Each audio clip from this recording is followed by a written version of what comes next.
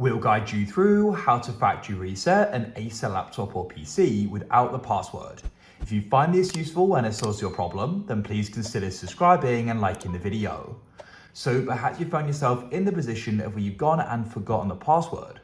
And now you're wondering, how are you going to be able to go and continue using the computer as you can't access it? You won't be able to go and use it again.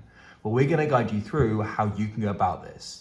Now, it is important to note that with this process, we are going to be losing everything on it. All the files, all the folders, all the apps, all the settings, they're all going to be lost, as of course we are doing a factory reset. So do consider that, but that is part of the process. So you are only going to keep things which you potentially got synced or backed up somewhere. But if you're sure we can go and do this, make sure it's full guide and you don't skip anything, as we're covering important steps throughout this whole guide. So without any further ado, let's get started.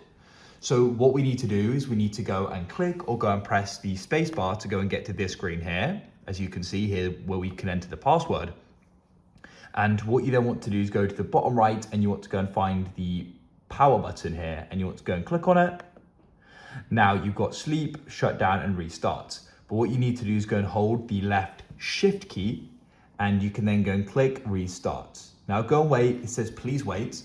And what we're going to do here is we're going to go and enter into recovery mode. It shouldn't go and take too much longer. And from recovery mode, what we can then do is go and do the reset. So keep waiting. Here we are. It's now loading and it says choose an option.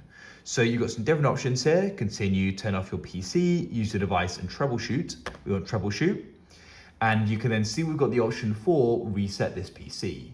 Here we can go and choose whether to go and keep or remove personal files and then reinstall Windows. So I'm going to click there. We can then go and choose an option. You can keep files or we can go and remove everything. In this case, we're going to go and remove everything to go and do the full factory reset. Now it's important to know you may go and get prompted here for a recovery key. So the recovery key goes and keeps your computer from being reset without your authorization. To go and get this key, you'll need to go and sign into your Microsoft account on another device. We'll actually go and give you a link you can head straight to on another device. And you can log in there and get the key. Otherwise, just go and head to your Microsoft account and there you're going to be able to go and find the key in your devices. This just goes and helps to keep protected. I have actually got this turned off. I've got BitLocker disabled and protection disabled, which is why. You can choose how you want to go and reinstall Windows. I like to do a local one as it means we don't have to go and download it again. Go and wait here and you're going to be able to go and choose which drive you want to go and reset. In this case, I'll do all drives. And you can then choose you want to go and just remove files or clean the drive fully. So in this case, we're going to go and clean the drive fully. So I'm going to go and click there.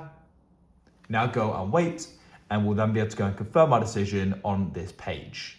It's just going to go and give us what we need to go and confirm.